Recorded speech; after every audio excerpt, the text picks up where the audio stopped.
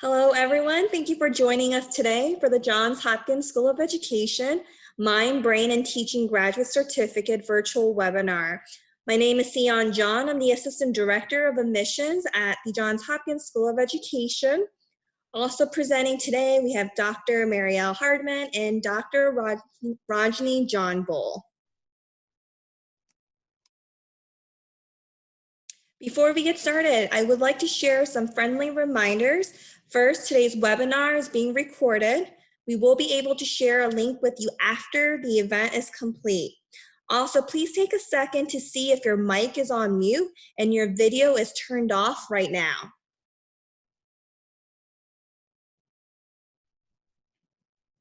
Please have your mic on mute and your video turned off at all times during the presentation. Lastly, please make sure you sign in with your first and last name because we are taking attendance today. Please note that our virtual webinar will be ending at 4:30. There will be a Q&A session at the end of the presentation. Please type your question in the chat box and Dr. Hardman and Dr. John Bull and I will read and answer your questions. Next, I would like to share the agenda for today's virtual webinar. We will kick off the presentation sharing an overview of the Johns Hopkins School of Education. Then Dr. Hardman and Dr. John Bull will introduce themselves and discuss an overview and details of the Mind, Brain, and Teaching program. And lastly, I'll wrap it up with admissions requirements and leave the floor open for questions at the end. So to start, quick facts about Johns Hopkins School of Education. We are one of 9 schools at Johns Hopkins University. We began offering college courses for teachers in 1909 and then became our own school in 2007.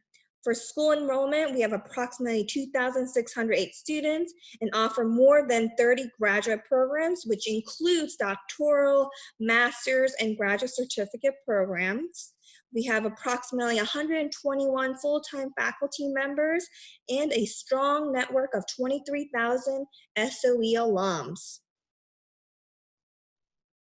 We are proud to share that the Johns Hopkins School of Education is consistently ranked one of the top schools in education by the U.S. News and World Report. At this time, I am going to hand the floor over to Dr. Hardman and Dr. John Bull, and they will introduce themselves and present on the Mind, Brain, and Teaching program. Good afternoon. Thank you all so much for joining us. My name is Ranjani John Bull, and I'm serving as one of the faculty leads for the Mind, Brain, and Teaching program. My work has evolved over the course of my career from being a music teacher who was a music and biology minor in undergrad to education leadership, where I focused on teacher efficacy and cultural competence beliefs. And when I met Dr. Hardiman, I got to work with her on a wonderful project where we investigated the effects of arts integration in science classes on students' memory. And we also investigate teacher efficacy beliefs in relation to how teachers consume and understand brain-targeted teaching principles, which is basically what do we know from the learning sciences about how the brain thinks and learns, and how do we apply that to the classroom context. So my research centers on teacher efficacy, cultural competence, brain-targeted teaching, and arts integration. And it is a pleasure to get to meet with you here today. There's more here in my bio that you can see right now, but you can also look at that online if you want to look me up. So thank you again for joining us. I'll hand the mic over to Dr. Hardiman. Hi, everyone. Again, welcome. We're happy to have you here and learning more about the Mind, Brain, and Teaching program. So I'm professor of education, and I served as vice dean and interim dean here at the School of Ed. I co-founded and still direct the Neuroeducation Initiative, which is a program that includes not only our academic programs, but our research and our professional development. Very happy to have had Dr. John Bull join our team, and we have done randomized control trials on the effects of arts integration. on memory for content. We have also looked at, conducted professional development and looked at how that influences teaching practices as well as teacher efficacy beliefs. And as Dr. John Bull told you, that is something that she has researched prior to coming to Johns Hopkins. I also, like Dr. John Bull, started in educational practice. I was a teacher, department chair, assistant principal, and principal in the Baltimore City public school system. And I feel that knowledge helps me as I think about how practices can be informing our research agendas. So we're going to move on now. First of all, why pursue mind, brain, and teaching education? And what we know about this field is, first of all, it's very much growing, the field of neuroeducation. And what we find is that educators find that they advance themselves as practitioners. Many of them move into being leaders in their field. Many of our graduates have gone into policy and are helping to shape educational policy based on the learning sciences and what they've learned in our certificate. Some are doing educational consulting. And frankly, as a lifelong learning goal, learning about how the brain thinks and learns helps you not only in your practice, but also in your life.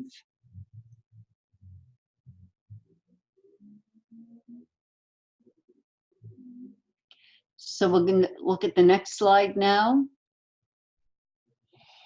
So who should be taking this? Really, pre-K, 12 educators, counselors, school leaders, more and more higher education professionals are coming into our programs, organizational leaders, consultants, parents are joining our program to learn how to maybe homeschool their children and learning pedagogical skills. Our program, our Mind, Brain, and Teaching certificate is largely online, although we do now have some face-to-face cohorts. So we're really excited to be offering this, and we'll move on to the next slide now. So the program is 15 graduate credits in a graduate certificate. We look how the learning sciences informs the field of education, and courses integrate lots of research, diverse disciplines that investigate human learning and development.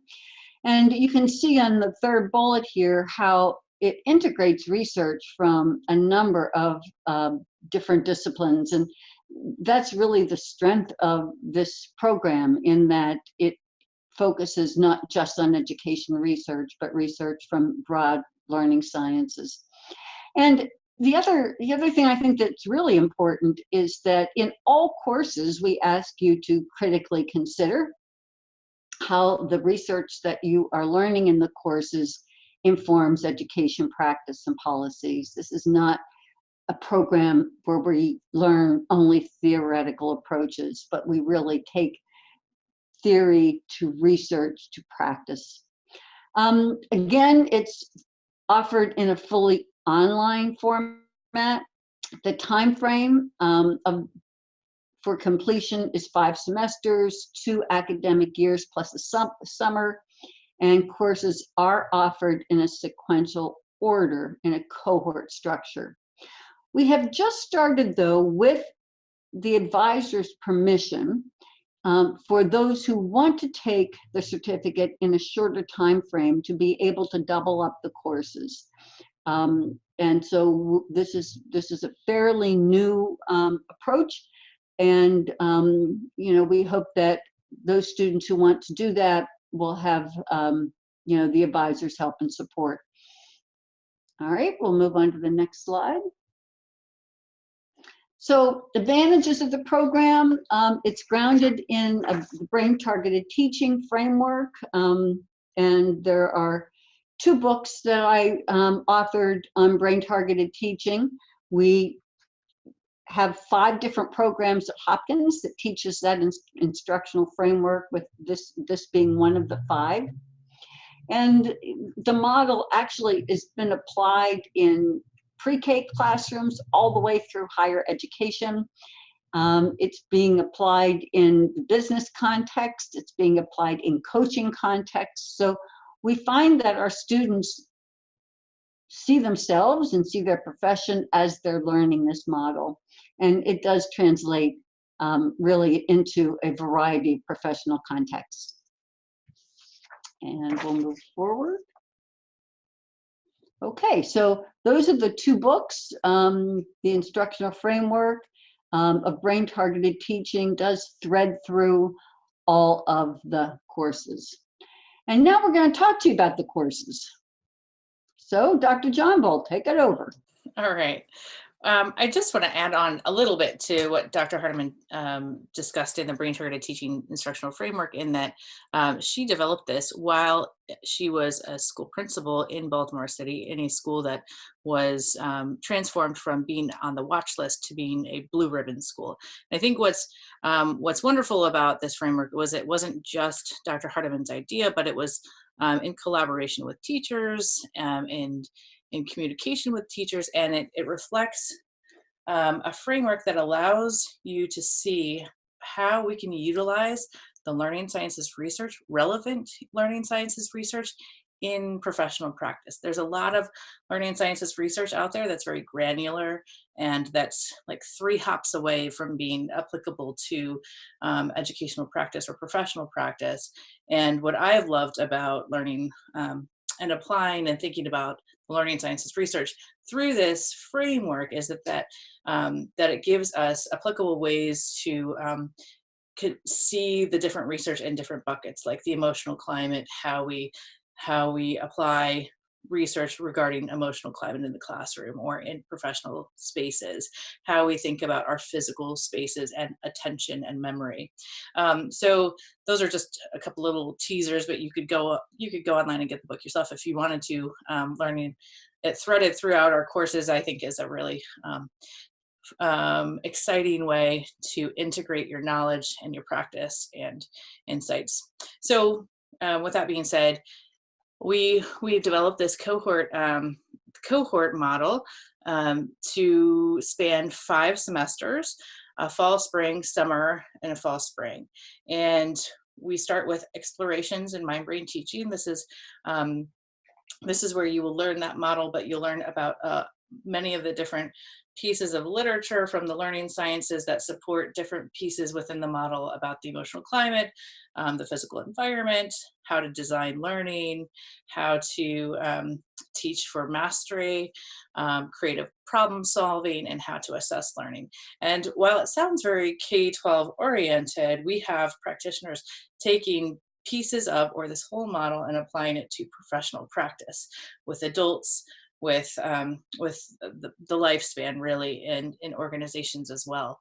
So in this first course, it's kind of a survey of all of those different topics. It's an overview. And in the second course, we learn about normal development and fundamentals of cognitive development.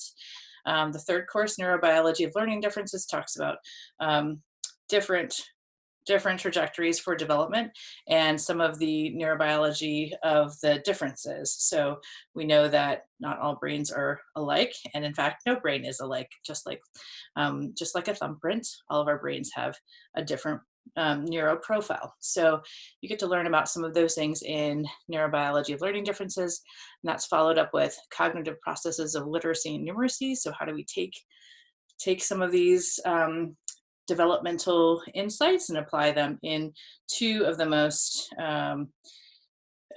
looked upon areas within the educational practice in literacy and numeracy? How do we apply those findings in those spaces?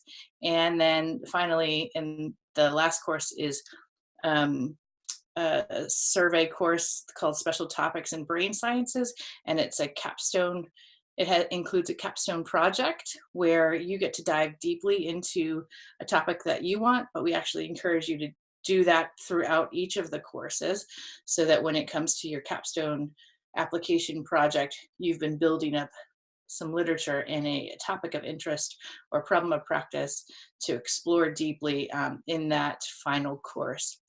And if with advisor's permission, if you want to squeeze this curriculum structure into 1 year, 1 academic year with a summer, you would take 2 courses in the first fall, 2 courses in the spring, and then the special topics in the summer. So we've only done that for the very first time this year. We're going to see how it goes and what the feedback is from our students who have just tried that for the first time, and we'll see if we continue that moving forward. All right. Our curriculum delivery comes through many different venues. We use the Blackboard platform online. It is designed as an asynchronous program because we have students from across the contiguous United States and across the world. So while we would love to, do live lectures every week, it's not conducive for our population who want this content. And we actually believe that this is increasing accessibility for this kind of content across the world and across our country, and especially for people who are working, people who are not in Baltimore. This asynchronous model has been adopted by our program and a number of our programs within the school, so that we can meet the needs of more populations who are desiring to develop professionally. It also includes video lectures, interactives, discussions, projects, and we have a couple of synchronous sessions, usually 1 to 2, sometimes 3 if needed. But all of those synchronous sessions, those live sessions where we're all together, are recorded if you cannot make it at the time. Because some people, it might be 2 o'clock in the morning when it's 8 o'clock on the East Coast of the United States. We record those and we upload those to our Blackboard site so that no one is missing out on any bits of content. And of course, we as the instructors are available to you via email, via Zoom meetings, phone calls, just like we would be normally in a face-to-face program, but it's going to be through the phone or through the computer. All right. And so once you finish this degree, this certificate, we find that people have somewhat of a new identity, right? We expect you to be research translators in professional practice, that you're gaining skills throughout this program to digest research literature, and that you are able to deeply root yourself in this literature, that especially the literature that's relevant to your practice. And what I love about our program is that you're able to produce products in each course that immediately translate research to practice. I think one of the issues with doing research is that oftentimes researchers are just talking to other researchers, and we don't get to share our research with practitioners. And what we love about learning from you all in this process is how the different insights from the research and the literature that we share with you all, and that you find through these courses, is you find new insightful ways to apply those to your different areas of professional practice. And we learn from you just as much as you learn from us.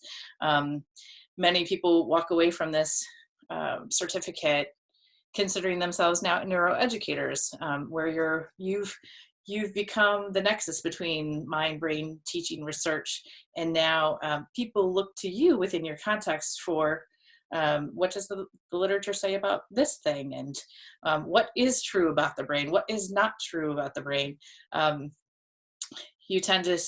Our students and graduates tend to serve as point people for knowledge from the learning sciences, and we feel so proud about the work that they're doing in the field, that is really helping students across the gamut and professional organizations become more kind, insightful, brain targeted and hopefully meeting the needs even better of their different constituents. All right.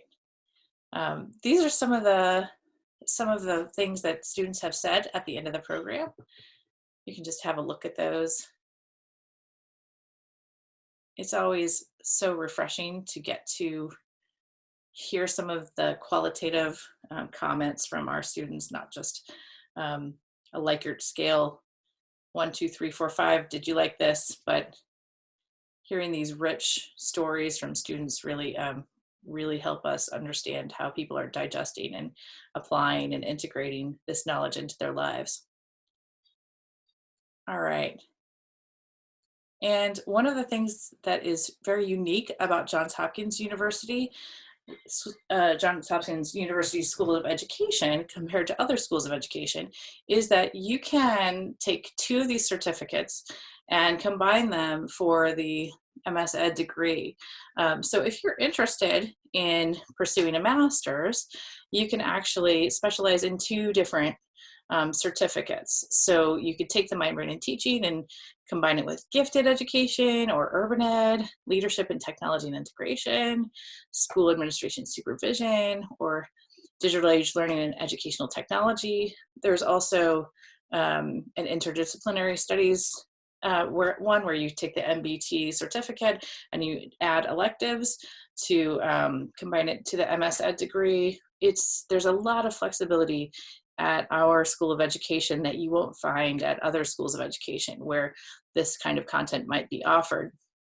And I think that's a great benefit of considering this certificate and potentially the MSED degree, because in traditional schools of education, you go in with one specialization and one master's.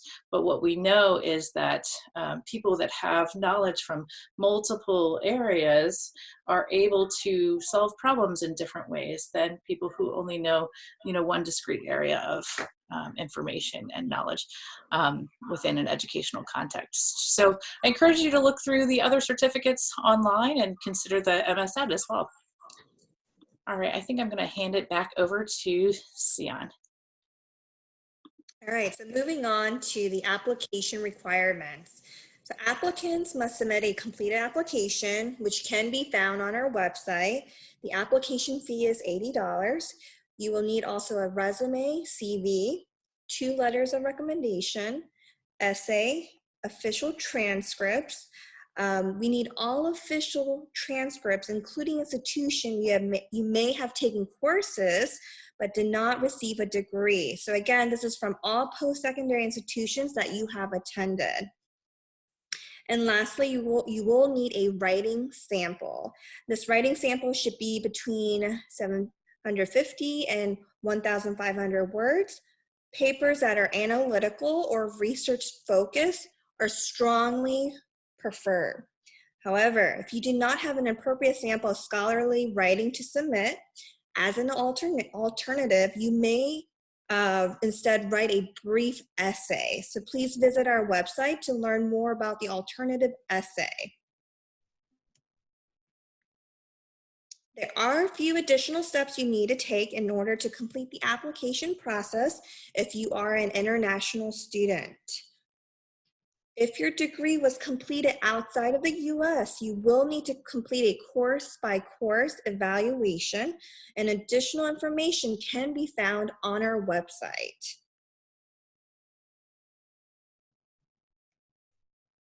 The current tuition for the academic year 2019-2020 is $840 per credit for online courses, and there's also a $15 per credit technology fee.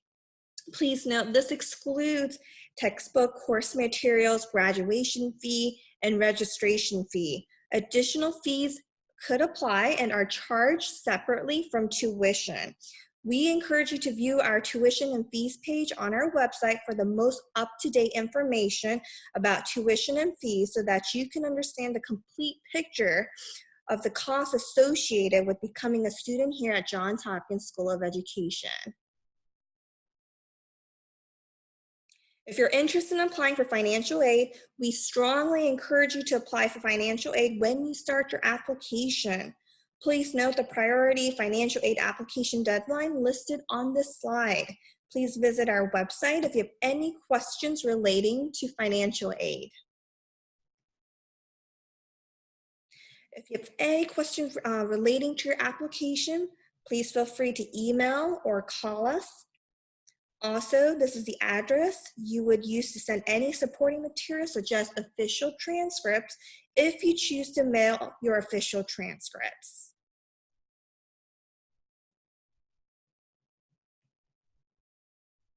Here are additional, more contact information. For admissions-related questions, please reach out to Tyree Maddox. Here's her email. Any program-related questions, Camila Mika Sims. And then, of course, Dr. Maria Hardman and Dr. Ranjani John Bull's email addresses.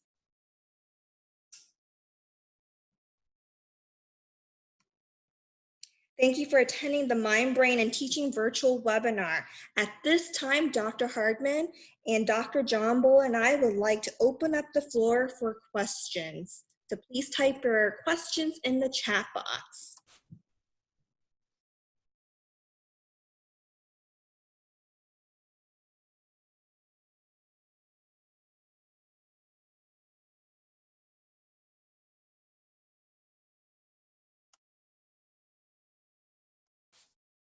I'll give you approximately 1 minute to type your questions in the chat box, and we will start reading your questions.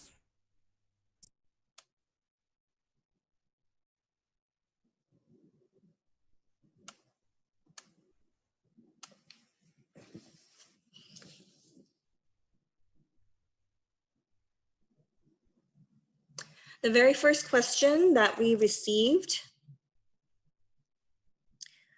will there be any classes that I need to attend in person?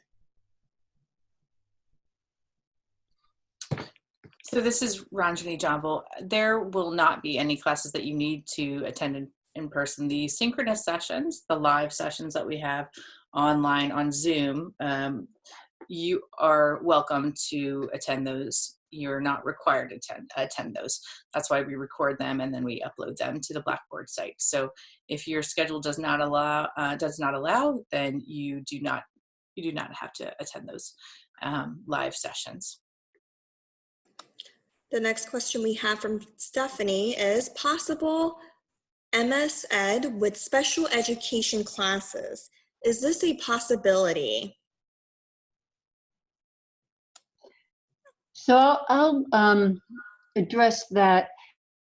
For our MSED, it's possible to have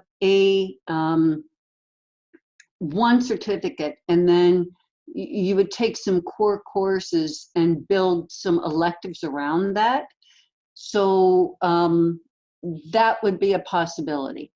And you could look at the special ed certificates and see if there is a certificate in special education that you could combine. So there is a possibility to have special education courses as electives or certificate that combines with our mind, brain, and teaching. Thank you. The next question we have is, what is an estimate of time commitment per week do you think this would require?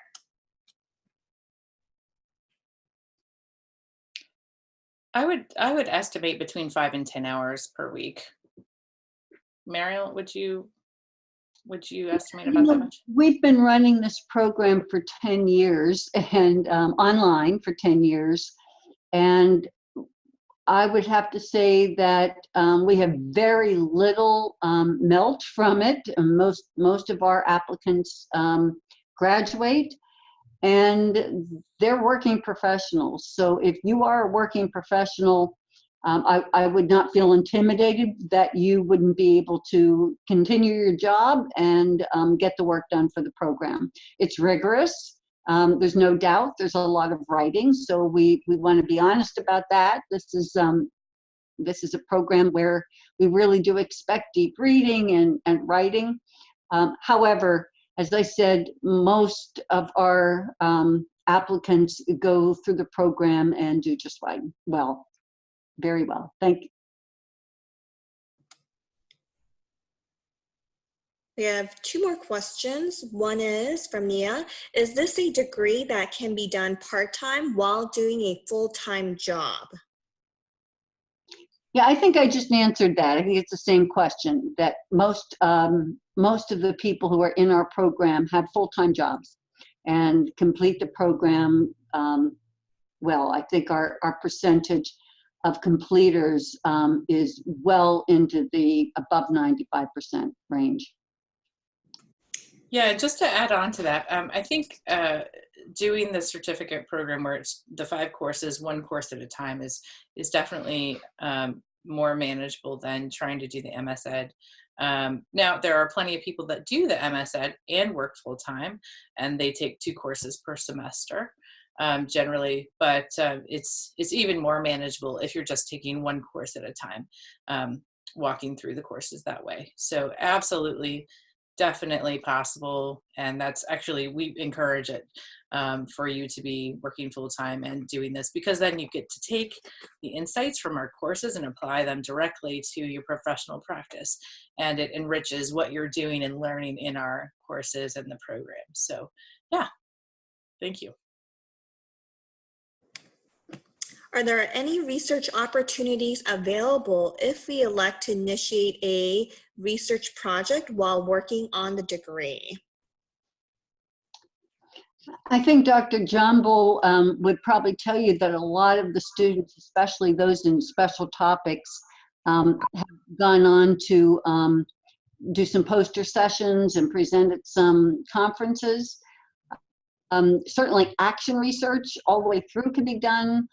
Dr. Jumbo, I'll let you take the rest of it from here for our last question. Yeah, sure. So, not going through our institutional review board research, because that's what our students do generally with our doctoral programs. But research so it's really like class projects and class research projects. Yes, lots of students engage in those, especially in the special topics project, but we aren't engaged in research with our students, you know, with faculty and student research, if that's what you're asking. All right, so we have time for maybe 2 more questions. The first one is, for international students, do you accept evaluations from IEE? We advise you to email a copy of your evaluation to the admissions office, and we will verify the information and let you know whether or not we would accept the evaluated transcript. The next one is, how many credits per term are we expected to take? So if you do the traditional certificate model, which is 1 course per semester, that you would be taking 3 credits per semester for 5 semesters, and you would complete the certificate after 5 semesters. If we decide to offer, again, this accelerated version of the certificate, then it would be 2 courses per semester for fall and spring, and then 1 course in the summer. So that would be 6 credits fall, 6 credits spring, 3 credits in the summer. But our traditional program, our cohort model, is 3 credits per semester. All right, thank you. All right, so it looks like there are no more questions. Thank you again for your interest in the Johns Hopkins School of Education. We look forward to hearing from you. Have a wonderful evening, everyone. Thank you so much, Dr. Hardman and Dr. John Bull. It's our pleasure, and thank you all for your interest in our program. We look forward to seeing your applications.